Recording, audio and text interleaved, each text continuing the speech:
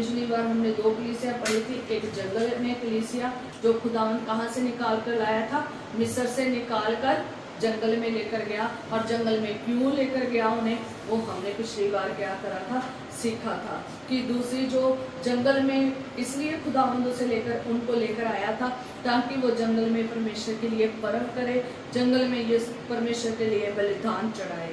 और परमेश्वर भी हमें मिस्र में से इसलिए निकाल कर लाया है, गुलामी से, संसार से इसलिए निकाल कर लाया ताकि हम परमेश्वर की आराधना करें, हम परमेश्वर की क्या करें, संगति करें, हम परमेश्वर पर विश्वास करें, हम परमेश्वर के लिए अपने आप को बलिदान कर दें। सेकंड, खुदा ने उनकी जिंदगी मिस्र से निकाल कर उन्हें जंगल में इसलिए लाया ताकि वो जो गुलामी में सीख कर आए थे, जो गुलामी की शिक्षा लेकर आए थे, गुलामी के चाल चलन, गुलामी का कल्चर, गुलामी के तरीके से जी रहे थे, उनको सबसे छुटकारा देना चाहता था खुदा। उन सारी आदतों को, उन सारी चीज़ों को क्या करना चाहता था, ख़त्म करना चाहता था। और जंगल में इसलिए लेकर आया, कनान में सीधा नहीं लेकर गया, जंगल में इसलिए लेकर आया ताकि वो जंगल में रहकर सुधर सके, सीख सके और खुदा के ऊपर विश्वास करे। जंगल जब जिंदगी में आता है तो इसलिए आता है ताकि खुदा के ऊपर डिपेंड हो, खुदा के ऊपर निर्भर हो। इसलिए जंगल आता है ताकि खुदावन की आज्ञा के अनुसार चले। ठीक है, जब भी किसी मसीह में, जब भी किसी खुदा के खादम में, जब भी किसी खुदा के बंदे में, जब भी किसी में जंगल आता है, चाहे कलीसिया हो, चाहे खुदा का बंदा हो, कोई भी हो, जब भी उसकी ज़िंदगी में जंगल आता है वो इसलिए आता है ताकि खुदा के ऊपर डिपेंड रहे, खुदा के ऊपर निर्भर हुए। ठीक है, अब और खुदा के ही हम क्या करें, आज्ञा के अनुसार चले, खुदा के वचनों के अनुसार चले, खुदा के कहे हुए शब्दों के ऊपर ध्यान दे, उसकी इच्छा के अनुसार चले और प्रार्थना में क्या रहे, लीन रहे, सिर्फ एक ही परमेश्वर की आराधना करे, दूसरे परमेश्वर की आराधना ना करें। हम एक ही हमारा परमेश्वर है जिसकी हमने आराधना करनी है, उसी से हमने प्रेम करना है, पूरी बुद्धि से, पूरे ज्ञान से, पूरी शक्ति से क्या करना है, प्रेम करना है। इसलिए खुदावन जंगल में लेकर आता है ताकि तुम मिस्र के ऊपर डिपेंड ना हो, मिस्र की चीज़ों के ऊपर डिपेंड ना हो, मिस्र के राज्य के ऊपर, मिस्र के देवताओं के ऊपर, मिस्र की चीज़ों के ऊपर डिपेंड ना हो। आप डिपेंड सिर्फ और सिर्फ उस जिंदा परमेश्वर के ऊपर हो। परमेश्वर ने जीवित वचन उनको दिए थे और उन्होंने जीवित वचनों के ऊपर मन नहीं लगाया, जिसकी वजह से वो जिन्होंने मन नहीं लगाया वो क्या हो गया, खत्म हो गया। इसलिए मिस्र उनकी ज़िंदगी मिस्र से निकाल कर जंगल में खुदा ले गया है ताकि वो सुधर जाए, बदल जाए, खुदा के ऊपर विश्वास करें, जो करें खुदा के लिए करें। ठीक है, मिस्र जंगल इसलिए ज़िंदगी में आता है ताकि हम फेथफुल बने, सिर्फ और सिर्फ परमेश्वर पर विश्वास करें, पवित्र जीवन जिए, पवित्रताई का जीवन जिए और श्रद्धा से जिए, खुदा की श्रद्धा रखें, माफ़ करें, दूसरों को माफ़ करें और खुदा से भी क्या करें, माफ़ी मांगे। ठीक है, और उनका आभारी हो खुदा की। वो इसलिए खुदा जंगल में लेकर आता है ताकि वो खुदा की आभारी हो, खुदा के श्रद्धालु बने, खुदा पर आशा लगाए और खुदा में अपना जीवन गुजारे, फिर खुदा में विश्वास योग्य जीवन गुजारे। इसलिए जंगल खुदा के जीवन में लेकर आता है। हालेलुया। इसलिए जब जंगल में से निकल कर आते हैं ना तो खुदावंद फिर जंगल की जिंदगी को खत्म, जो लोग जंगल की जिंदगी में स्थिर खड़े रहते हैं, सिर्फ और सिर्फ खुदा में चलते हैं, जो सिर्फ खुदा के वचन के अनुसार चलते हैं, जो खुदा में डिपेंड होते हैं, उन्हीं के जीवन आगे कहा जाती है, कनान में जाती है। ठीक है, तो जैसे आग में से निकलना पड़ता है ना, जैसे किसी सोना चांदी को जब बनाया जाता है तो जैसे आग में सोना चांदी को ताया जाता है, शुद्ध किया जाता है, वैसे ही एक इंसान जो है, जो खुदा में चलता है ना, जो विश्वास खुदा पे करना शुरू कर देता है ना, उसकी ज़िंदगी में जंगल इसलिए आता है ताकि वो भी क्या किए जाए, शुद्ध किए जाए, वो भी शुद्ध किए जाए। ठीक है, इसलिए ज़िंदगी में जंगल आता है। और वैसे ही परमेश्वर हर मसीह को आग में से इसलिए निकालता है, इसलिए गुजारता है। ठीक है, हर मसीह को, हर बंदे को जो खुदा में चलता है, इसलिए वो जंगल में से गुजारता है कि वो शुद्ध हो जाए। जैसे आग में से किसको निकाला जाता है, सोने को और चांदी को निकाला जाता है ताकि उसमें शुद्ध सोना निकले, कुंदन सोना निकले, खरा सोना निकले। खुदा भी जंगल में इसलिए गुजारता है एक मसीह को, एक विश्वासी को, एक खुदा के बंदे को, ताकि वो शुद्ध निकले और क्या निकले, पवित्र निकले और क्या निकले, खरा निकले। हालेलुया। इसलिए कनान फिर उन लोगों का है, ठीक है, कनान उन लोगों का है, दूसरों का कनान नहीं है। और 40 साल ये कौम कहाँ, इजरायली कौम जो इजरायली मंडली थी, कलीसिया थी, 40 साल कहाँ रही, जंगल में रही। और जबकि सफ़र बहुत ही ज़्यादा छोटा था, खुदा उन्हें लंबे सफ़र से लेकर गया और थोड़ा सा ही रास्ता था, खुदा उन्हें नहीं एंटर होने दिया कनान में जब तक वो सुधरे नहीं। और जो लोगों ने कुड़कुड़ाया, जो लोग वहाँ पर कुड़कुड़ाते थे और देवता की डिमांड रखी, जिन्होंने और देवता की डिमांड रखी और उनसे कहा कि एक और नया देवता दे, और देवता की डिमांड रखी, उनकी पूजा करी, खुदा ने क्या कर दिया, भस्म कर दिया। यही इसलिए खुदा जंगल में लाया कि तुम्हारी जिंदगी में कोई और देवता ना हो, तुम्हारी जिंदगी में पहला स्थान कोई और ना ले, तुम्हारा मन कहीं और ना लगे, और तुम्हारे मन का और तुम्हारे हृदय का कतनाव, तुम कभी भी हठीले और कुड़कुड़ाने वाले और कभी भी ऐसे ना हो।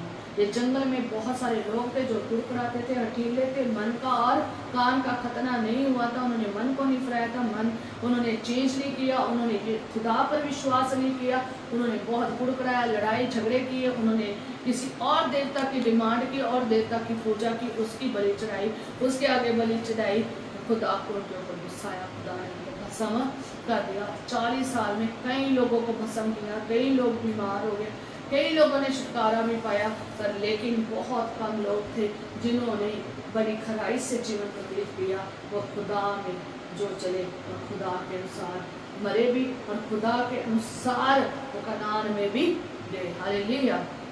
इसलिए आज हम नए नेम की कलीसिया देखेंगे कि आज भी हमारा टॉपिक क्या है, विश्वासियों की कलीसिया। पिछली बार हमने जंगल में कलीसिया देखी थी, हमने उनसे सीखा था। आज हम देखेंगे विश्वासियों की कलीसिया। ये हम प्रेरितों के काम उसका 4 बाब और उसकी 32 साइड में देखेंगे। आज हम एक और कलीसिया के बारे में सीखेंगे। हालेलुया। और यहीं पे हमारा वचन है आज इसी 4, 5, 6 में, ठीक है। तो आज हम जो है दूसरी कलीसिया के बारे में सीखेंगे, जो कौन सी कलीसिया है, नए नियम की कलीसिया। पिछली बार हमने पुराने नियम की कलीसिया देखी थी, पुराने नियम की कलीसिया देखी थी जो जंगल में कलीसिया थी, वहाँ से सीखा था और वहाँ से हमने खुदा के लोगों से सीखा था कि कैसे हमें रहना है, कैसे बनना है। आज हम देखेंगे नए नियम की कलीसिया और जो विश्वासियों की कलीसिया थी वो हम पढ़ेंगे प्रेरितों के काम उसका 4 बाब उसकी 32 आयत में। और यहाँ पर लिखा है विश्वास करने वालों की कलीसिया, और लिखा है विश्वास करने वालों की मंडली एक चित्त और एक मन की थी, और यहाँ तक कि कोई भी अपनी संपत्ति अपनी नहीं कहता था, परंतु सब कुछ सांझे में था। प्रेरित बड़े सामर्थ्य से प्रभु यीशु के जी उठने की गवाही देते रहे और उन सब पर बड़ा अनुग्रह था। हालेलुया। ये जो कलीसिया थी, नए नियम की कलीसिया थी, ये कौन थी, विश्वासी थी, और ये एक मन की थी और एक चित्त की थी। इनका चित्त भी एक था, इनका मन भी एक था। अलग अलग चित्त वाली कलीसिया नहीं थी, अलग अलग मन वाली कलीसिया नहीं थी।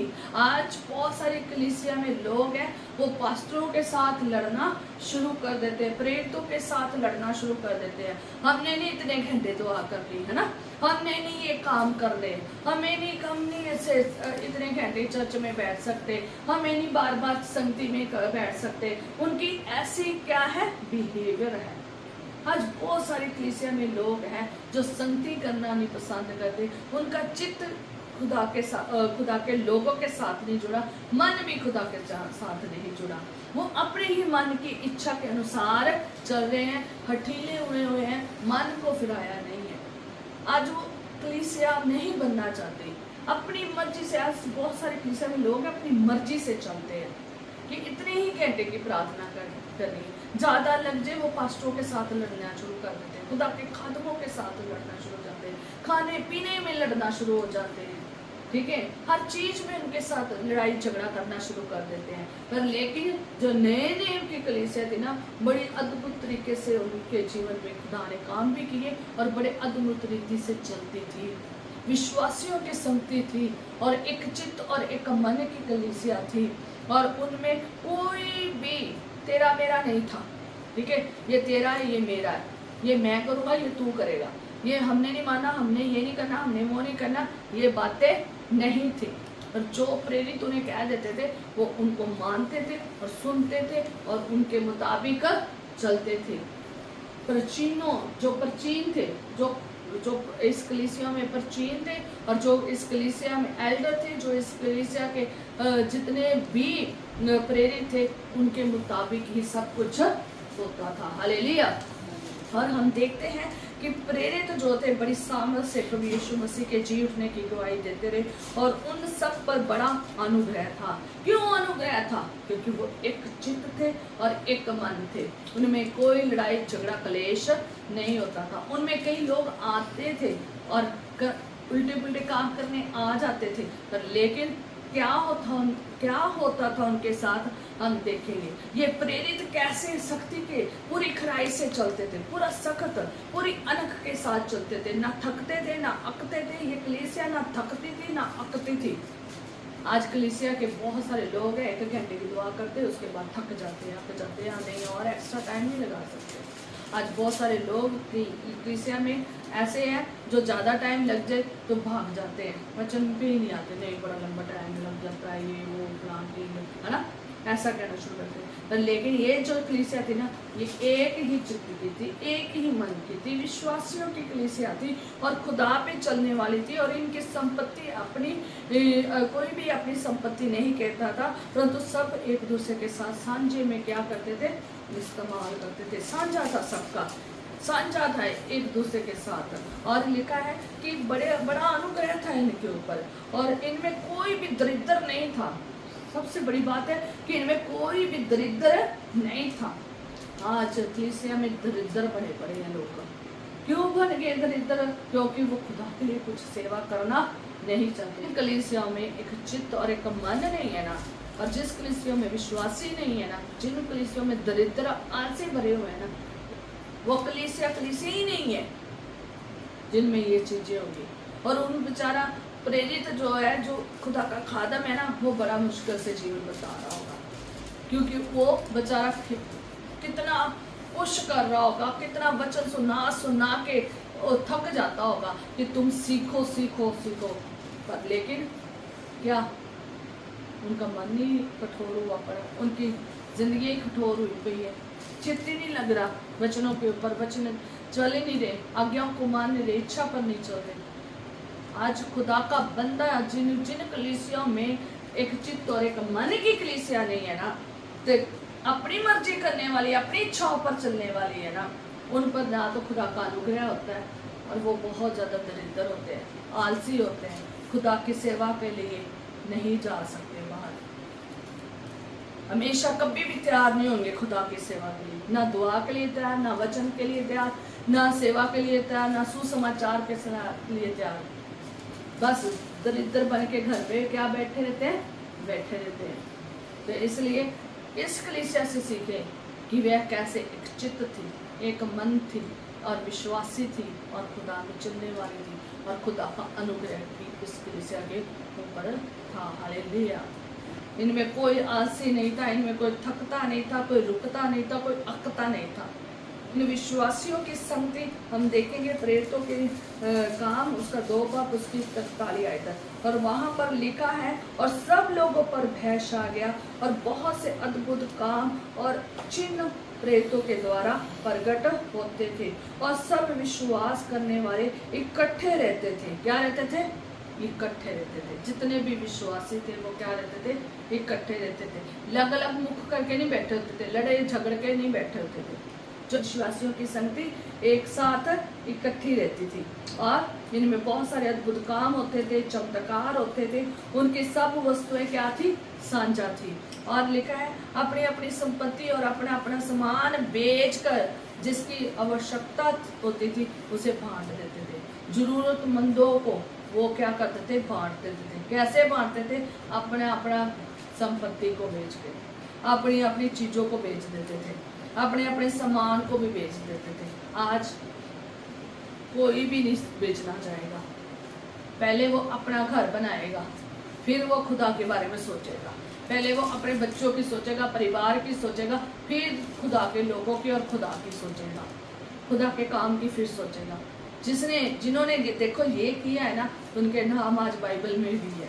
जिन्होंने ये किया है ना, आज कितनी बड़ी वो खुदा को चाहने वाली कलीसिया होगी, कितनी वो दीवानी कलीसिया होगी, जिन्होंने अपने लिए कुछ भी रख नहीं छोड़ा। ये विश्वासियों की संगति कितनी अद्भुत थी।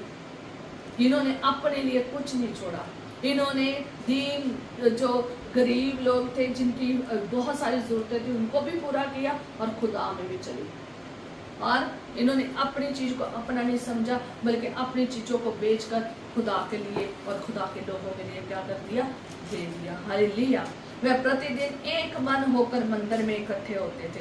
प्रतिदिन एक मन होकर मंदिर में इकट्ठे होते थे। प्रतिदिन ये इकट्ठे होते थे। और आगे लिखा, घर घर रोटी तोड़ते थे, घर घर रोटी तोड़ते हुए आनंद और मन की सिधाई से भोजन किया करते थे। क्या करते थे? घर घर रोटी तोड़ते थे। सोचो, मंदिर में भी इकट्ठे होते थे और घर घर में भी क्या करते थे? रोटी को तोड़ते थे और आनंद के साथ और मन की सिधाई से क्या करते थे? भोजन किया करते थे और परमेश्वर की स्तुति करते थे और सब लोग उनसे प्रसन्न थे। और जो उधार पाते थे उनको प्रभु प्रतिदिन उनमें मिला देता था, कहता। और जो उधार पाते थे, जो लोग उधार पाते थे, प्रतिदिन प्रभु उनमें क्या कर देता था? मिला देता था। सो रोज ही नए नए लोग उनके साथ क्या होते जाते थे? जुड़ते जाते थे, जो उधार पाते थे। हालेलुया। कितना बड़ा चमत्कार होता था इस कलीसिया में, ये विश्वासियों की कलीसिया में। ये इकट्ठे रहते थे, झुंड बन के रहते थे। और ये झुंड कोई टूटा हुआ झुंड नहीं था, जुड़ा हुआ झुंड था, एक चित्त और एक मन का। और लोग जब इस झुंड को देखते थे और दूसरे लोग इनके जीवन में को देखकर क्या हो जाते थे? बदल जाते थे, चेंज हो जाते थे, उधार पाते थे, बदल जाते थे। इनके झुंड को देखकर, इनकी जिंदगियों को देखकर, ये एक दूसरे से कितना प्रेम करते हैं, एक दूसरे की कितनी फिक्र करते हैं, एक दूसरे के लिए अपनी चीजों को भी बेच देते हैं और एक दूसरे के लिए कैसे प्रार्थना करते हैं। और लोग उनसे क्या हो जाते थे? प्रसन्न हो जाते थे। और लोग उनके साथ लोग उनके साथ आके जुड़ जाते थे। जो लोग उधार पाते थे, प्रतिदिन उधार पाते थे, प्रतिदिन उनके साथ लोग क्या हो जा रहे थे? जुड़ रहे थे। हालेलुया। और प्रतिदिन वो मंदिर में इकट्ठे हो रहे थे। ये विश्वासी क्या हो रहे थे? प्रतिदिन इकट्ठे हो रहे थे और प्रतिदिन घर घर क्या कर रहे थे? रोटी को तोड़ रहे थे और मन की सिधाई से भोजन करते थे प्रतिदिन। और सब लोग और परमेश्वर की क्या करते थे? स्तुति करते थे। आज हम अगर किसी को कहिए ना प्रतिदिन आओ हम आराधना करें, तो थक जाते हैं। नहीं है, आज कलीसिया प्रतिदिन आराधना नहीं करना चाहती। उनके पास सारी चीजों का टाइम है। आज हर कलीसिया में जितने लोग हैं ना, तो वो हर एक ऐसी संगति में नहीं चल रहा है। प्रतिदिन आराधना वाला जीवन नहीं बता रहा है। जो प्रतिदिन चर्च आराधनालय नहीं लग रहा है। बहुत ही दुनिया में कम लोग हैं जो प्रतिदिन आराधनालय लगे। तो के काम 2 बाप उसका 41 आयत पढ़ेंगे तो वहां पर 42 आयत पढ़ेंगे तो वहां पर लिखा है, और वह प्रेरितों से शिक्षा पाने और संगति रखने, रोटी तोड़ने और प्रार्थना करने में ललीन रहे। ठीक है। तो हम ये जो खुदा में जुड़ जाते थे ना, जो इन प्रेरितों के साथ आकर लोग जुड़ जाते थे ना, जो उद्धार पा जाते थे, जिन पर खुदा का अनुग्रह हो जाता था, जो जुड़ जाते थे, तो क्या होते थे कि प्रेरितों से पहला नंबर क्या पाते थे? प्रेरितों से शिक्षा पाते थे। क्या पाते थे? शिक्षा पाते थे। आज शिक्षा नहीं कोई लेना चाहता। अगर उन्हें शिक्षा दो ना, तो वो क्या कर लेते हैं? गुस्सा मान लेते हैं। अगर किसी को बता दिया जाए ना, नहीं हमने ऐसे जिंदगी जीनी है, तो वो जीना नहीं चाहते। बहुत ही कम लोग होते हैं जो कहते हैं कि हमने परमेश्वर के अनुसार जिंदगी जीनी है, हमें बताओ हम कैसे जिए। पर लेकिन ये कलीसिया जो थी ना, ये प्रेरितों से शिक्षा पाने और संगति रखने की इनमें अभिलाषा थी, शिक्षा पाने की अभिलाषा थी। ये प्रेरितों के साथ इसलिए इकट्ठे होते थे ताकि वो उनसे शिक्षा पाए, खुदा के वचन को सुने, सही से जीवन को व्यतीत करें, खुदा में कैसे हमने चलना है, कैसे बढ़ना है, कैसे आत्मिक रीति में उन्नति पानी है। इसलिए वो खुदा से क्या, प्रेरितों से क्या रखते थे, शिक्षा। इसलिए वो प्रेरितों के पीछे जाते थे, इसलिए प्रेरितों के संगति करते थे ताकि वो क्या करें, शिक्षा पाए, परमेश्वर के वचन की शिक्षा पाए। और अगर शिक्षा के अनुसार नहीं चलोगे तो जिंदगी क्या है, खत्म है। तो वो चाहते, इसलिए हर एक संगति में ऐसे ही होना चाहिए जैसा ये करते थे। हालेलुया। ये नए नियम की कलीसिया है, जो नए नियम की कलीसिया है, जो एक चित्त और एक मन की कलीसिया थी ना, विश्वासी कलीसिया थी, अनुग्रह से, चमत्कार करामातों से, शिक्षा पाने में इतनी भरी हुई थी ना। ऐसे ही हमें होना चाहिए, ऐसे अभिलाषी होने चाहिए हमने, कि हमने शिक्षा पानी है, हमने खुदा के बंदे को साथ संगति में रहना चाहिए। हालेलुया। संगति छोड़नी नहीं चाहिए, ठीक है। खुदा के बंदे के साथ जुड़ जाना चाहिए, आराधना में जुड़ जाना चाहिए, चर्च में जाना चाहिए, और घर घर जहाँ संगति है वहाँ इकट्ठे हो जाना चाहिए, ताकि हमें परमेश्वर की क्या मिले, शिक्षा मिले, वचन मिले, ताकि हम वचन के अनुसार चले, आत्मिक रीति में बढ़े। और आगे क्या करते थे देखेंगे। और लिखा है सेकंड, संगति रखते थे, संगति रखने की उनकी अभिलाषा थी।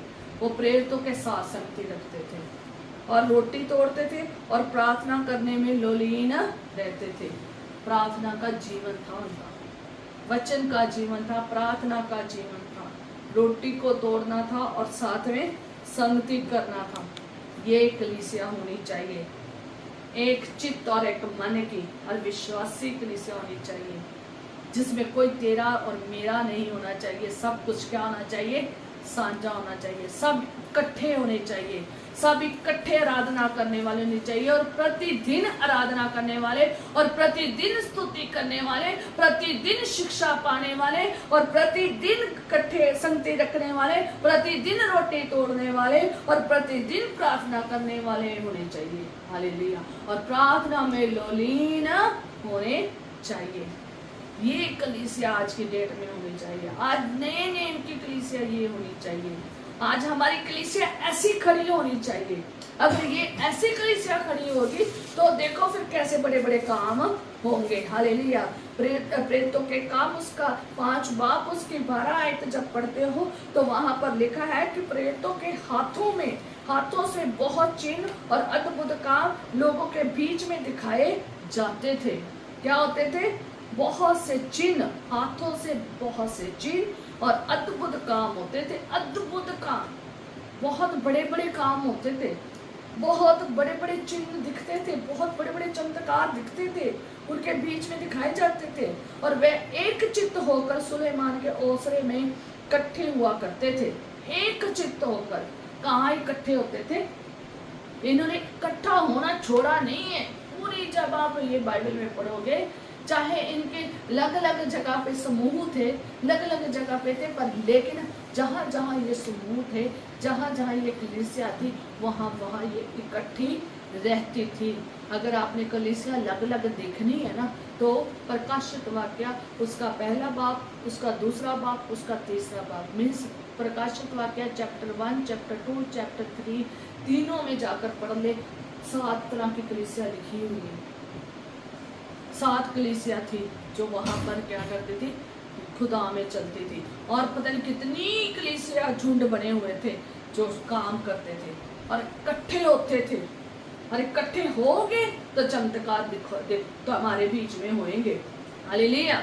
और लिखा है कि वे सब एक चित्त होकर सुलेमान के ओसरे में इकट्ठा हुआ करते थे। आज पास्टर साहब अगर किसी को कहता ना इकट्ठे हो जाओ, दिल नहीं है, चित्त नहीं है, मन नहीं है, बहुत काम है, कहते हैं कि बहुत काम है, हमारे पास टाइम नहीं है। क्या कहते हैं? हमारे पास टाइम नहीं है, हमारे पास टाइम नहीं है। जिस कलीसिया में शिक्षा पाने के लिए लोग इकट्ठे नहीं होते, संगति नहीं रखते, इकट्ठे होकर प्रार्थना नहीं करते, वहां पर पेंतीकोस्त का दिन नहीं आता। याद रखिए, वहां पेंतीकोस्त का दिन नहीं आता। वो इकट्ठे रोजाना हुआ करते थे, डेली इकट्ठे होते थे, प्रतिदिन इकट्ठे होते थे, प्रतिदिन आराधना करते थे, प्रतिदिन वचन सुनते थे, प्रतिदिन संगति करते थे, प्रतिदिन भोजन भी होता था, प्रतिदिन रोटी भी तोड़ते थे, और प्रतिदिन चिन्ह चमत्कार भी होते थे, प्रतिदिन आराधना करते थे। कितनी डेली की डेली, दिन ब दिन वो बढ़ते गए, दिन ब दिन पाखरू के सामर्थ्य में बढ़ते गए। इसलिए बढ़ते गए क्योंकि इकट्ठे होना बहुत जरूरी है। कलीसिया को सबसे पहले ज्यादा जरूरी जो काम है ना, विश्वासियों की कलीसिया का, वो सबसे बड़ा जरूरी काम है, इकट्ठे होना बहुत जरूरी है। और दूसरा नंबर प्रार्थना करना जरूरी है, और तीसरा नंबर वचन होना बहुत जरूरी है। अगर ये नहीं है ना तो वो कलीसिया आत्मिक रीति में नहीं बढ़ सकते। जो नए नियम की कलीसिया है ना, वो सबसे पहला बड़ा काम यही था कि वो इकट्ठे होते थे, यीशु के नाम में इकट्ठे होते थे। ठीक है, इकट्ठे होना बहुत जरूरी है। इकट्ठे होके गप्पे नहीं लड़ानी, इकट्ठे होके कोई और बातें नहीं करनी, इकट्ठे होके कुछ और मकसद के लिए नहीं इधर उधर जाना। सिर्फ इकट्ठे होके क्या करनी है? प्रार्थना करनी है। जब आप प्रेरितों के काम उसका पहला बाप में पढ़ोगे ना 15 आयत, तो उसके बाद सारा पढ़ोगे, दूसरा चैप्टर भी पढ़ोगे, सारे चैप्टर पढ़ोगे तो प्रार्थना का जीवन कितना था आप देख सकते हैं। यीशु मसीह के जाने के बाद ये इकट्ठे हुए, इन्होंने प्रार्थनाएं की, ये 120 थे, इकट्ठे हुए। और फिर दूसरे चैप्टर में जब आप प्रेरितों के काम में देखते हैं तो पेंतीकोस्त का दिन आ गया। पेंतीकोस्त का दिन देखते हैं आप वहां पर, और वहां पर पवित्र आत्मा का एक बड़ी सामर्थ को उनके ऊपर उतरते देखते हैं, जहां पर उन्हें क्या मिला था? पवित्र आत्मा का और आग का बपतिस्मा मिला था। इकट्ठे होना बहुत जरूरी है। जब इकट्ठी होगी पूरी कलीसिया, एक चित्त और एक मन होगी, तब बड़े बड़े कामों की चर्चा होगी। और जब इकट्ठे होंगे तभी खुदा का आत्मा उतरेगा, तभी खुदा का पावर उतरेगी, तभी खुदा की सामर्थ उतरेगी, तभी खुदा का पाखरू का बपतिस्मा मिलेगा, तभी पाखरू का बपतिस्मा मिलेगा, अदरवाइज नहीं मिलेगा। याद रखेंगे, जो कलीसिया इकट्ठी होती है, डेली इकट्ठी होगी तो डेली पाखरू की परिपूर्णता से भरेगी, कभी खाली नहीं होगी वो कलीसिया, कभी खाली नहीं होगी, और उनके चित्त भी कहीं और नहीं लगेंगे। और जो कलीसिया पूरा हफ्ता संसारिक कामों में लगी है और सिर्फ संडे के संडे आके आ रही है, और संडे के आकर वो भी आधे आते आधे नहीं आते, या संडे के दिन आते हैं, आधा ध्यान खुदा में होता, आधा नहीं होता, कुछ ही चंद लोग मन से लगाते हैं और आशीष पाके चले जाते हैं। और जो पूरा हफ्ता ही अगर तुम खुदा की संगति में जुड़ोगे नहीं, अगर संगति में जुड़ोगे नहीं, इकट्ठे नहीं होगे, ऐसे प्रार्थनाएं नहीं होंगी, प्रार्थना में लीन नहीं होंगे, तो कैसे चिन्ह और चमत्कार होंगे? कैसे शिक्षा पाएंगे? कैसे पाखरू का बपतिस्मा पाएंगे? कैसे आपका बपतिस्मा पाएंगे? कैसे उसके राज्य के लिए क्या होंगे? तैयार होंगे? नहीं हो पाएंगे जब तक आप इकट्ठे नहीं होंगे। ये इकट्ठे हुए तो पाखरू का और आग का बपतिस्मा नहीं मिला। इकट्ठे होना बहुत जरूरी है, इकट्ठे होके प्रार्थना करना बहुत जरूरी है। प्रार्थना करोगे कहता है, और प्रस्तिश करना बहुत जरूरी है, आराधना करना बहुत जरूरी है, वर्शिप करना बहुत जरूरी है। कहता है जब गाने वाले और बजाने वाले एक हो गए, ठीक है, और वो जब एक हो गए तो वहां पर खुदा का पाखरू आके क्या हो गया? ठहर गया। ठीक है, ऐसे एक हो जाना है। आज बहुत सारी कलीसिया में जाते हैं, चलते फिरते ही देखोगे, इधर जाया, कभी कोई बाथरूम करने चला गया, कोई पानी पीने चला गया, कोई इधर को चला गया, कोई बच्चे को उठाया चुप कराया जा रहा है, कोई कुछ कराया जा रहा है। वो सब कुछ कंट्रोल में नहीं है उनके। ठीक है। आज जो कलीसिया है ना, वो एक बार आगे प्रार्थना जीवन लीन हो जाना चाहिए। उनको कहने की जरूरत नहीं है, कलीसिया को कहने की जरूरत नहीं थी आज इकट्ठे होना, उनको डेली इकट्ठे होना था, तो इकट्ठा होते थे, अपने आप ही आ जाते थे। उन्हीं में ही बड़े बड़े चिन्ह और चमत्कार होते हैं, उन्हीं में खुदा का सामर्थ भरपूरी से उतरता है, वो पाखरू की सामर्थ से बनते हैं। और वही कलीसिया पाखरू के फलों से भरी होती है, वही कलीसिया पाखरू के वरदानों से भरी होती है। उसी कलीसिया में से बहुत सारे विश्वक्ता खड़े होते हैं, उसी कलीसिया में बहुत सारे लोग चंगाई का आत्मा पाया हुआ होता है, उन्हीं में ही लोग होते हैं। याद रखें, जो कलीसिया क्या होती है, डेली इकट्ठी होती है, इकट्ठी होती है, प्रार्थना करती है, वचनों को सुनती है और वचन के अनुसार चलती है, शिक्षा पाने के लिए तैयार रहती है और रोटी को तोड़ती है और क्या करती है, और वर्शिप करती है, स्तुति करती है। उसी में खुदा क्या करता है, काम करता है। उन्हीं में बड़े बड़े चमत्कार होते हैं, उन्हीं में बड़े बड़े लोग, बड़ी बड़ी बीमारियों से लोग क्या होते हैं, छुटकारा पाते हैं। मैं पढ़ रही थी यहाँ पर चमत्कारों के बारे में, आए देखेंगे, दोबारा फिर पढ़ेंगे। और लिखा है कि प्रेरितों के हाथों में बहुत चिन्ह और अद्भुत काम लोगों के बीच में दिखाए जाते थे, और वे सब एक चित्त और सुलेमान के ओसरे में इकट्ठा हुआ करते थे।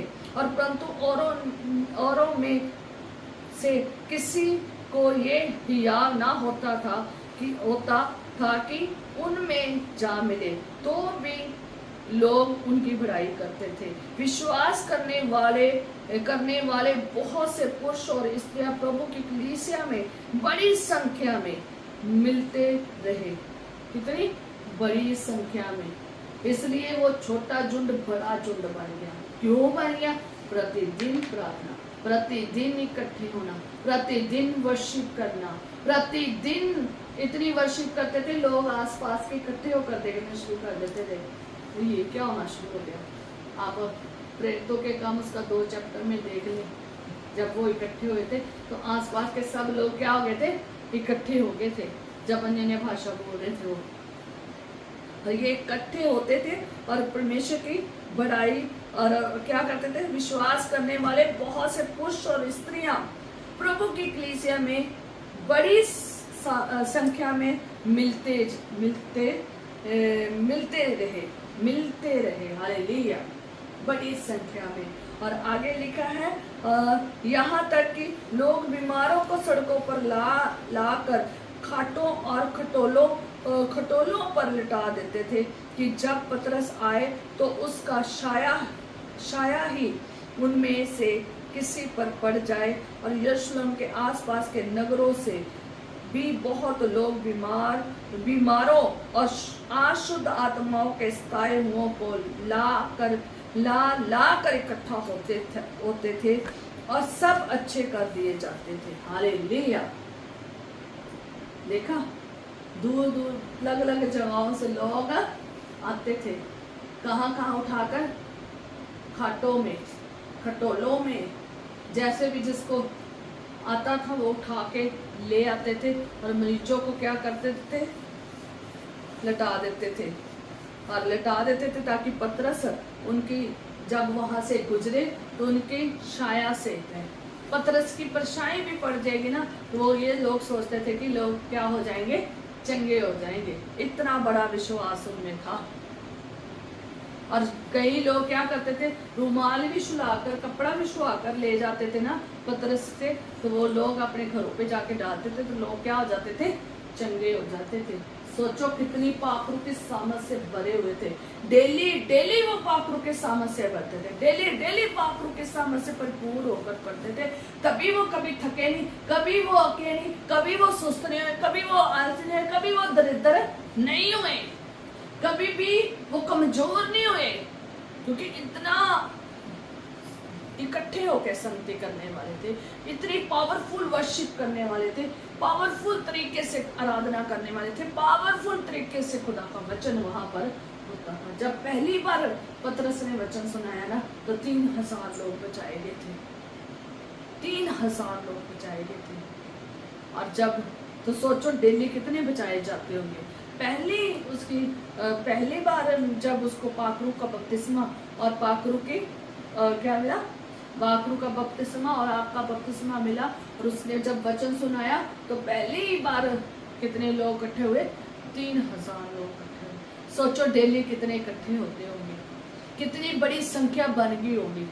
इसलिए बन गई क्योंकि ये कलीसिया एक चित्त और एक मन की और खुदा की अनुसार चलने वाली थी, वचन के अनुसार चलती थी, इकट्ठी रहती थी, एक दूसरे की फिक्र करती थी, एक दूसरे के दुख दर्द को समझती, एक दूसरे से मेल खाते थे, मेल में मिले रहते थे, अलग अलग नहीं रहते थे, तू कहीं और तुम कहीं और, मिल लिया, कभी आगे आगे नहीं चर्च में आए ना आए।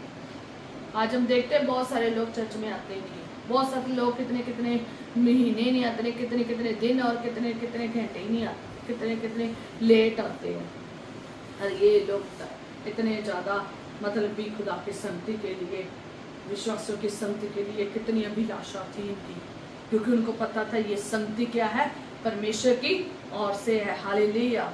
अगर इनमें कोई ऐसा वैसा आ जाता था ना, तो उनके साथ क्या होता था, जो भी कोई अगर गलत कर लेता था, तो देखेंगे हनन्याह और सफीरा ने क्या किया था, जमीन को बेचा, उसमें से कुछ हिस्सा क्या कर लिया, अपने पास रख लिया। तो क्या हुआ, कुछ हिस्सा जो है वो परमेश्वर के दासों के चरणों में रख दिया, प्रेरितों के चरणों में रख दिया। तो क्या हुआ, तो वो मर गए दोनों जने, क्योंकि उन्होंने परमेश्वर के बंदों के नहीं बल्कि खुदा की पवित्र आत्मा से क्या बोला था, झूठ बोला था। वो जो लोग ऐसा बलवा करते हैं ना, पवित्र आत्मा उनके साथ खुद लड़ता है, और ऐसे लोग स्थिर नहीं रहते, कलीसिया में मर जाते हैं, खत्म हो जाते हैं। और देखेंगे, थोड़ा सा देखेंगे और उसके बाद बंद करने वाले हैं। अरे हम एक और देखते हैं चेहरा, जादूगर था जो उसका नाम क्या था, शिमोन था, और वो जादू टोना करता था, सामरिया के लोगों को चकित कर देता था। उसके जादू जब टूना करता था ना, तो बड़े बड़े काम होते थे, और लोग क्या हो जाते थे, चकित हो जाते थे, और अपने आप को वो एक बड़ा पुरुष बताता था, और बड़े से बड़े तक सब उसका सम्मान करते थे। और ये मनुष्य समझते थे कि परमेश्वर की ओर से शक्ति पाई है, और लेकिन उसने परमेश्वर की ओर से शक्ति नहीं पाई थी। वो जादूगर था, वो टूने करने वाला था, वो जादू से और टूनों से क्या करता था, चमत्कार करता था। ठीक है, और क्या हुआ, एक दिन उसने अपना जीवन बदल लिया, उसने अपना क्या कर लिया, जीवन बदल लिया। और जब वो उसने जीवन बदला तो वो किस कलीसिया में आ गया, इसी कलीसिया में आ गया। और जब उसने देखा बड़े बड़े चमत्कार हो रहे हैं, बड़े बड़े चिन्ह नजर आ रहे हैं, उसने जब देखा कि बड़े बड़े सामर्थ के काम हो रहे हैं, तो उसने जब देखा कि ये लोग प्रेरित लोगों के ऊपर हाथ रखते हैं, पाखरू से भर रहे हैं, बड़ा अद्भुत काम उनके जीवन में हो रहा है, लोग पाखरू के सामर्थ से भर रहे हैं, तो तब उसने क्या किया, उन्होंने भी चेलों के सामने एक आशा रखी, एक उन्होंने चेलों के सामने एक निवेदन कर दिया। क्या किया उन्होंने शिमोन ने चेलों से कहा कि प्रेरितों के हाथ रखने से, जब उसने देखा कि प्रेरितों के हाथ रखने से पवित्र आत्मा दिया जाता है, तब उसने क्या किया, पैसे लेकर कहा कि पैसे देकर, पैसे तो उनके पास रुपये लाकर कहा। तब उसने क्या किया, उनके पास रुपये लेकर आया, अपने पैसे लेकर आया, रुपये लेकर आया, और क्या कहा कि ये अधिकार मुझे भी दो। क्या दो, ये अधिकार मुझे भी दो। कौन सा अधिकार, कि तुम जिस लोगों के ऊपर हाथ रखते हो वो लोग पवित्र आत्मा पाते हैं, ये अधिकार मुझे भी चाहिए। आज बहुत सारे लोगों का अधिकार चाहिए, कौन सा, पवित्र आत्मा का। पवित्र आत्मा पाना चाहते हैं, आज बहुत सारे लोग पवित्र आत्मा पाना चाहते हैं, पर उन्हें अधिकार नहीं मिल रहा। कारण क्या था, इस संगति में उसको अधिकार नहीं मिलता था, जो सही जिंदगी में नहीं जीता था। इसमें भी कई लोग आकर मिल तो जाते थे, नए लोग शिमोन जैसे आकर मिल तो जाते थे, कई हनन्याह और सफीरा वर्गे मिल तो जाते थे, पर लेकिन जब कोई खुद ही करते थे ना, कोई गलत करते थे, उनके साथ गलत होता था। हनन्याह और सफीरा ने गलत किया, उनकी मौत होगी। उन्होंने झूठ किया, उन्होंने लालच किया, उन्होंने बलवा किया, उनकी क्या होगी, मौत होगी। पर लेकिन ये भी शिमोन आया, और इसने भी जब ये अधिकार पाने के लिए रुपये दिए, कि हम मुझे भी पवित्र आत्मा का मसा चाहिए, मुझे भी पवित्र आत्मा चाहिए। तो तब क्या हुआ वहाँ पर देखेंगे कि जब इसने भी कहा कि मुझे पवित्र आत्मा पाए, तो तब उसने पतरस ने उनसे कहा कि तेरा रुपया तेरे साथ नष्ट हो। क्या हो? तेरा रुपया तेरे साथ नष्ट हो। आज बहुत सारे लोग हैं कलीसिया में, जो लोग आते हैं ना नए नए, जब देखते हैं कि पवित्र आत्मा दूसरे लोगों में कैसे काम कर रहा है, जैसे शिमोन ने ये जादूगर ने देखा, ठीक है, जैसे इसने बपतिस्मा भी लिया है, याद रखें, इसने विश्वास किया जब फिलिप्पस को देखा ना कि ये बहुत बड़े बड़े काम हो रहे हैं, तो इसने बपतिस्मा भी लिया था। इस पुरुष ने बपतिस्मा भी लिया था और इसने विश्वास भी किया था, अपनी मर्जी से इसने विश्वास और बपतिस्मा भी दिया था। पर लेकिन क्या हुआ? पवित्र आत्मा पाने की आड़ में इसने पैसे की क्या कर दी? रिश्वत देनी चाहिए खुदा के लोगों को। खुदा का पाक रूह अपनी मर्जी से लोगों के ऊपर उतरता है और वो किसी इंसान की इच्छा से नहीं उतरता। हाँ, ये जरूर है, खुदा ने अधिकार दिया है कि तुम जिन लोगों के ऊपर हाथ रखोगे वो पाक रूह के सामने से क्या हो जाएंगे? भर जाएंगे। पर लेकिन बेचा नहीं जा सकता, पाक रूह को बेचा नहीं जा सकता, पाक रूह को खरीदा नहीं जा सकता। आज बहुत सारी कलीसिया है जो क्या कर रही है? पाक रूह को एक अलग ही तरीके से मोड़ दे रही है। ऐसे करोगे तो ऐसे पाक रूह मिलेगा, ऐसे करोगे तो ऐसे पाक रूह मिलेगा। किसी दिन चाहा खुदा ने तो ये बताएंगे कि पाक रूह कैसे मिलता है, कैसे चलना पड़ता है। तो इसलिए इसने ऐसे करना चाहा। शिमोन जादूगर जो था, जिसने बाद में बपतिस्मा ले लिया, विश्वास कर लिया, तो खुद इनको पतरस ने क्या कहा? तेरा रुपया तेरे साथ ही क्या हो जाए? नष्ट हो जाएगा। कहता तू अपने प्रार्थना कर। फिर उन्होंने ये कहा कि तेरा मन शुद्ध नहीं है, तेरा मन सीधा नहीं है परमेश्वर के प्रति, और इसलिए इस बुराई से मन को फिरा ले और प्रभु से प्रार्थना कर। फिर उसको चेलों ने कहा कि प्रभु से प्रार्थना कर, अपने मन में से ये बुराई को निकाल दे।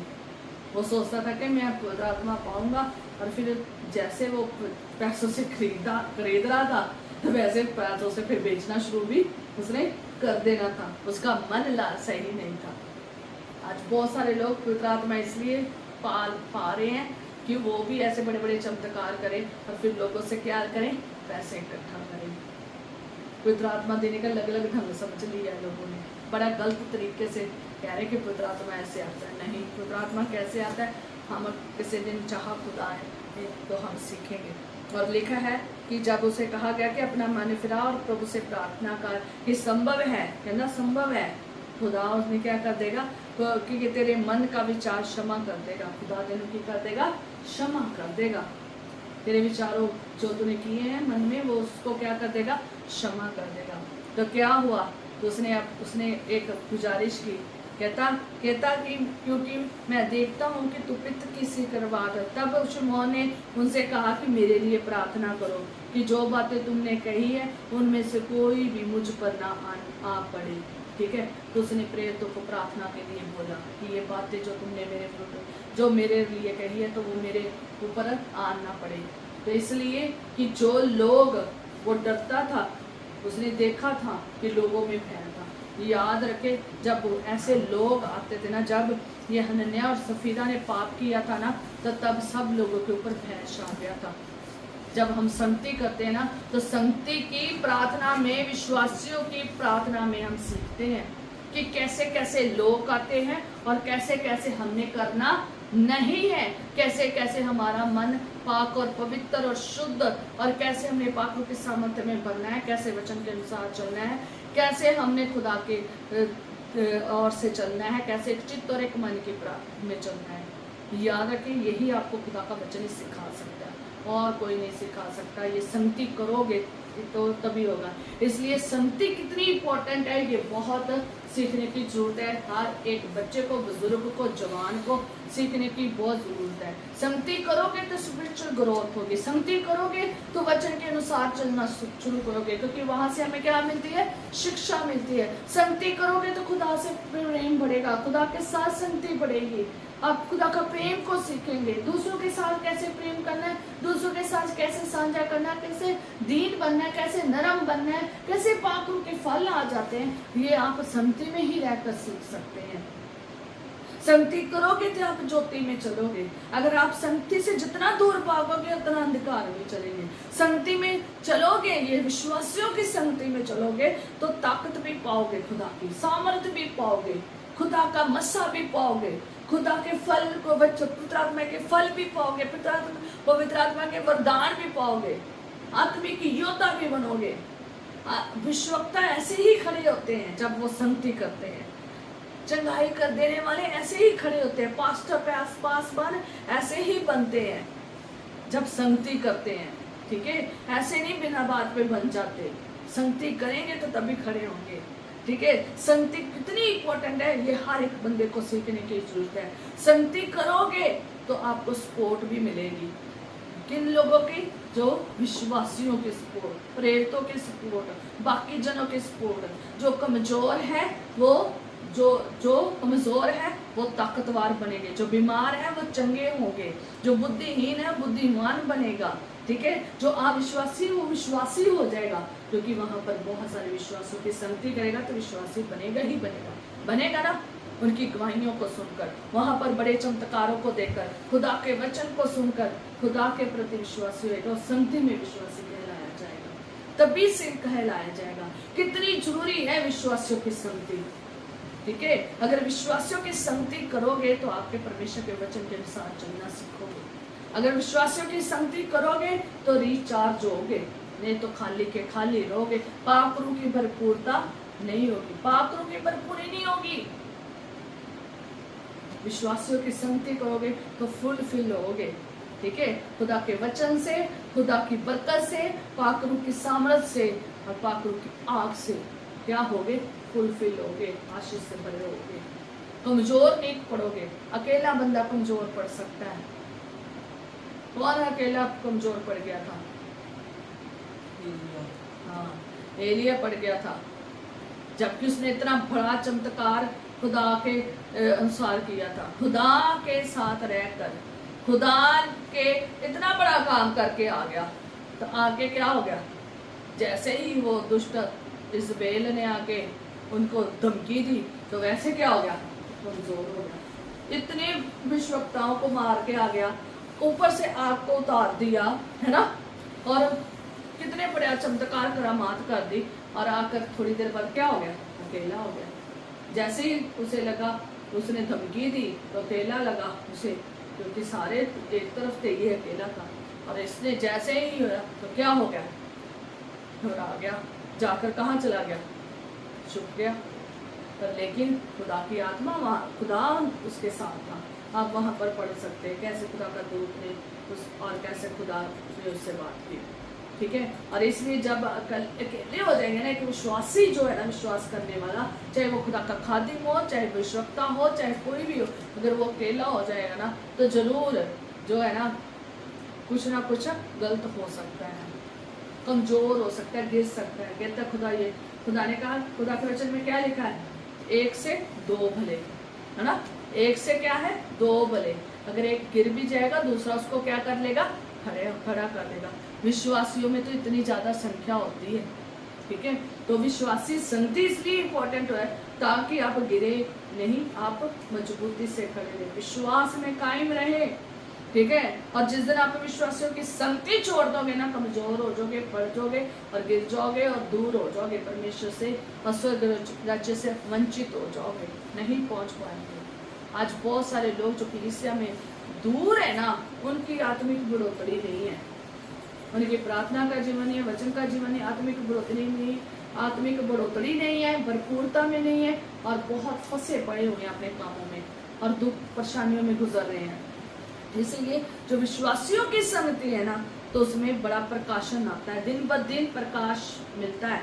दिन ब दिन वचन का प्रकाश मिलता है, दिन ब दिन आत्मिक बढ़ोतरी होती है, दिन ब दिन बरकतें मिलती है, दिन ब दिन पवित्र आत्मा की भरपूरी होती है, दिन ब दिन लोग बदलते जाते हैं और बड़े गवाह इकट्ठे होते हैं और बड़ी आत्मिक रीति और धार्मिकता का जीवन मिलता है। हालेलुया।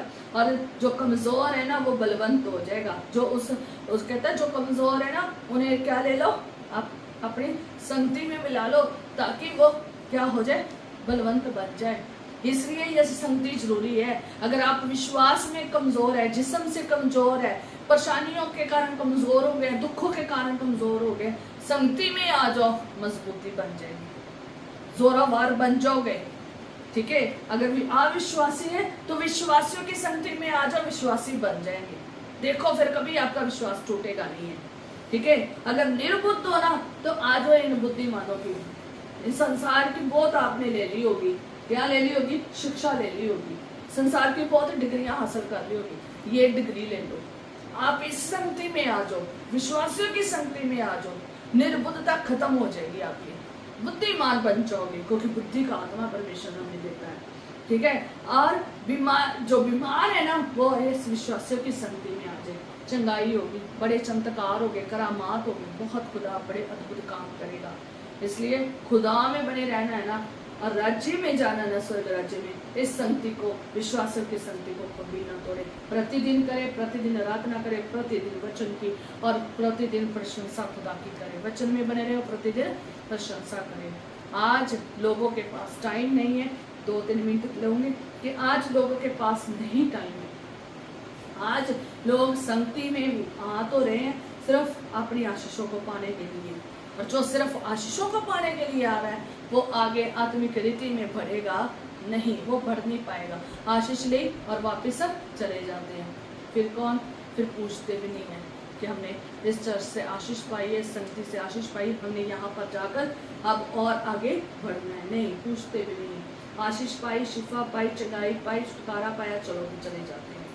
याद रखें, चिन्ह चमत्कार ही नहीं चाहिए, सब कुछ चाहिए। मेन जो हमें चाहिए वो हमें वचन चाहिए और वचन के साथ चलना है, हमें वो चाहिए। विश्वासियों की संगति चाहिए। इसलिए आज लोगों के पास टाइम नहीं है, बिल्कुल भी टाइम नहीं है खुदा की संगति करने का, और इसलिए क्या हो रहे हैं, फेल हो रहे हैं, इसलिए फेल हो रहे हैं। आज लोगों के पास खाने के, आज लोगों के पास अपने परिवार के लिए टाइम है, क्या है, अपने परिवार के लिए टाइम है, अपने बच्चों के लिए टाइम है, उनके काम करने के लिए टाइम है, घर के काम करने के लिए टाइम है, जॉब के लिए जाने के लिए टाइम है, और बाहर के काम करने के लिए टाइम है, घूमने के लिए टाइम है, इधर उधर घूमने के लिए टाइम है, सारी चीजों के लिए टाइम है। पर जो टाइम खुदा के लिए होना चाहिए उसके लिए नहीं, इकट्ठे होने के लिए टाइम नहीं है, प्रार्थना करने के लिए टाइम नहीं है, रोटी तोड़ने के लिए टाइम नहीं है, प्रशंसा करने के लिए टाइम नहीं है, उसके लिए ये टाइम नहीं है। आज उसके पास संसार के सारे काम करने के लिए टाइम है। आज हमारे मसीह कई लोग ऐसे होते हैं, संसार के सारे काम हो जाएंगे, ब्याह भी करा, शादियों में भी चले जाएंगे, वहां जाने के लिए भी टाइम है, पार्टियों में भी जाने के लिए टाइम है, घूमने कमाने के लिए भी टाइम है, कभी नहीं है खुदा के लिए टाइम नहीं है। जब खुदा के लिए टाइम नहीं है तो फिर खुदा हमें कैसे स्वर्ग में ले जाएगा। उनके लिए संगति के लिए टाइम नहीं है, इकट्ठे होने के लिए टाइम नहीं है, आराधना के लिए टाइम नहीं है, इन लोगों के लिए सोने के लिए, पहने के लिए, हर चीज के लिए टाइम है। पर जो संगति करनी है विश्वासियों की, उनके लिए टाइम नहीं है, आराधना के लिए इकट्ठे होने के लिए टाइम नहीं है, वचन के लिए इकट्ठे होने के लिए, वचन सीखने के लिए टाइम नहीं है, पाक का सामर्थ पाने के लिए टाइम नहीं है। आज को ना संगति करनी, आज वो बंदगी पे बैठे, नहीं, टाइम नहीं है, आज टाइम नहीं है खुदा के लिए इकट्ठे होने का। इसलिए तो आज विश्वासियों की बड़ी, आज लोग विश्वासी नहीं रह गए। विश्वासियों की संगति करना कितनी जरूरी है, यहाँ से सीखे। और कितने खुदा ने बड़े बड़े काम किए, इन्होंने जान भी परमेश्वर के लिए दे दी। एक विश्वासी जब खुदा में चलता है ना, वो अपनी जान भी दे देता है, इतना दीवाना और इतना मगन और इतना भरपूर हो जाता है, इतनी खुदा की सामर्थ हो जाती है।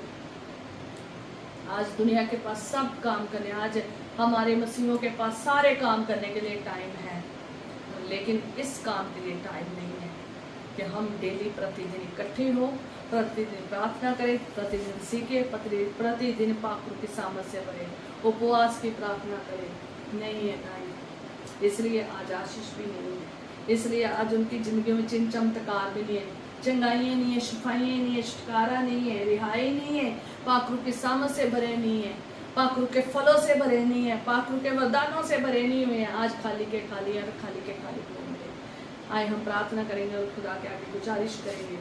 हालेलुया, खुदावंद तेरा धन्यवाद, तेरे शुक्र करते हैं इस सुंदर वचन के लिए। आज आपने हमें सिखाया है कि विश्वासियों की संगति कैसे थी, एक चित्त और एक मन की संगति, और कैसे तेरे साथ प्रभु राजा, कैसे वो प्रार्थना करने वाले जीवन में लोलीन थे खुदावन, कैसे उनका जीवन था खुदावन। आज हमने वचन में सीखा है विश्वासियों की संगति, कैसे एक चित्त और एक मन की कलीसिया थी, और कैसे वो बड़े बड़े काम उनके जीवन में होते थे, कैसे वो विश्वास का जीवन जीते थे, कैसे इकट्ठे होते थे, कैसे रोटी तोड़ते थे, प्रार्थना में लोलीन रहते थे और तेरी स्तुति करते थे, तेरी आराधना करते थे, पाखरू की भरपूरी में रहते थे खुदावन। खुदा ये हमने आज सीखा है खुदावन, और ये सीखा है कि कितनी इम्पोर्टेंट है विश्वासियों की संगति करना खुदावन। खुदा मैं प्रार्थना करती खुदावन इस छोटी संगति के लिए, छोटे झुंड के लिए। तेरा वचन कहता है छोटे झुंड मत डर है खुदावन। खुदा मैं प्रार्थना करती खुदावन, खुदा इस छोटे झुंड को अपनी पाखरू के सामर्थ से भर खुदावन। खुदा इकट्ठे होना जैसे ये संगति है एक चित्त और एक मन की आज हमने पढ़ी है, वैसे ही खुदावन खुदा हर एक जन जो खुदावन तेरे चरणों में बैठा है खुदावन खुदा, और जो इस कलीसिया के साथ जुड़े हुए हैं प्रभु राजा, इस ग्रुप के साथ जुड़े हुए खुदावन, उन सब में खुदावन तेरी पाखरू के सामर्थ मांगते हैं। तू उन्हें सबको इकट्ठा कर खुदावन, उनके जेहन को कायल कर, उनके जिंदगियों को प्रभु चेंज कर खुदावन खुदा, और उनके जीवन में ये भर के वो इकट्ठे हो खुदावन खुदा। मैं प्रार्थना करती हूँ ये छोटा झुंड खुदावन खुदा तेरे नाम से इकट्ठा हो खुदावन खुदा, प्रतिदिन इकट्ठा हो, प्रतिदिन तेरी आराधना करे खुदावन खुदा, प्रतिदिन तेरे कामों में लगे रहे, तेरे वचनों को सुने, प्रतिदिन तेरे कामों में ललीन रहे खुदावन खुदा, तुझ में बढ़ते जाए खुदावन खुदा। जैसे ये कलीसिया थी नई नई की कलीसिया खुदावन, वैसे ही ये एक छोटा झुंड एक कलीसिया बन जाए खुदावन खुदा। जो चिन्ह चमत्कार जो काम इनके जीवन में खुदावन तू कर रहा था, वैसा ही खुदावन ये बने रहे खुदावन खुदा। मैं ये ही आशीष मांगती हूँ खुदावन खुदा। हमारे छोटे झुंड को तू अपने हाथों में ले ले, ये हम सब तेरे हैं खुदावन, ये तेरा प्रभु सेवकाई है, तेरे काम के लिए है खुदावन। इसमें बहुताई से आप काम करें, बहुताई से प्रभु तेरा काम हो प्रभु राजा। योएल नबी की भविष्यवाणी इस ग्रुप में पूरी हो खुदावन, इस झुंड में, इस कलीसिया में पूरी हो खुदावन, इस मंडली में पूरी हो खुदावन खुदा, और एक चित्त और एक मन की और एक विश्वास की कलीसिया हो खुदावन खुदा, और तुझ में मगन रहने वाली, तेरे वचन के अनुसार चलने वाली पाखरू की सामर्थ से भरी हुई, अगर पाखरू का बपतिस्मा पाई हुई इस कलीसिया हो, आत्मिक रीति में भरपूर कलीसिया हो, प्रार्थना में ललीन और तेरे नाम की स्तुति और प्रशंसा करने वाली हो खुदावन, और अंत तोड़ी तक वफादार हो खुदावन खुदा। चाहे मौत भी आ जाए तो भी तेरे लिए कुर्बान हो जाए खुदावन खुदा। ऐसी कलीसिया ये बना खुदावन खुदा। सब कुछ तेरे हाथों में देते हैं खुदावन, जितने जन बैठे हैं सबके आशीषों से भर खुदावन, इनकी जिंदगी भर पूरा हफ्ता हमारी निगहबानी फास्ट और मदद करना, हर उठने वाली शैतानी चलाकियों से, बीमारी और दुख मुसीबतों कष्ट रोगों लांतशराकों से बचा के रखना खुदावन खुदा। कोई भी शैतान की चलाकी शुरू भी ना पाए, जितने लोग नहीं आ पाए खुदावन खुदा उनको भी तो सामने से भरना, इस तेरे हाथों में देते हैं खुदावन खुदा। सारे जनों को तेरे हाथों में देते हैं, जो कुछ मांगते तेरे प्यारे जलाली के नाम से मांगते हैं, आमीन।